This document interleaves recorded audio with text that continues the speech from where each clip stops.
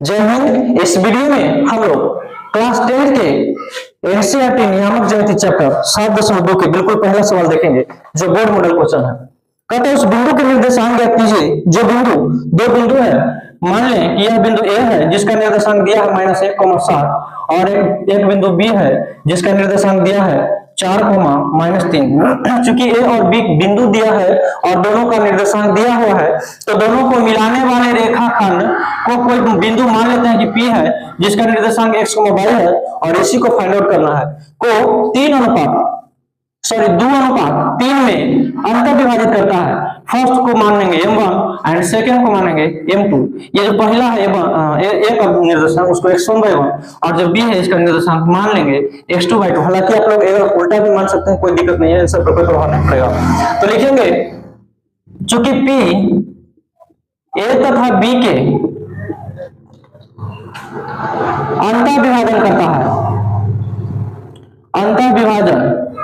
करता है इसलिए अंतर विभाजन का सूत्र लगा देंगे किसके लिए, p के लिए। तो क्या होगा m2 इंटू इधर वाला m2x1 प्लस m1 इंटू इधर वाला m1x2 बटे दोनों को जोड़। यहां से हम कैलकुलेशन करेंगे तो निकलेगा हमारा x का वैल्यू, फिर उसी तरह से m2 इंटू इधर वाला m2/1 प्लस m1/2 बटे दोनों को जोड़ देंगे। अब कुछ नहीं है, इस पे केवल सेट करके कैलकुलेशन कर देना है।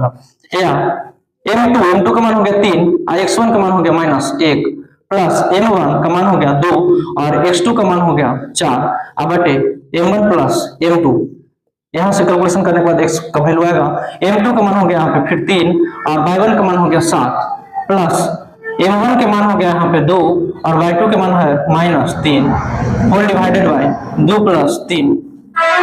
आगे बढ़ते हैं, 3 में 1 से गुना करेंगे -1 से गुना करेंगे तो -3 प्लस 4 दूनी 8 बटे 3 2 5 7 या 21 -3 दूनी 6 बटे 5 या 8 में से 3 गया 5 बटे 5 ब्रैकेट 21 में से 6 गया बचेगा 15 बटे 5।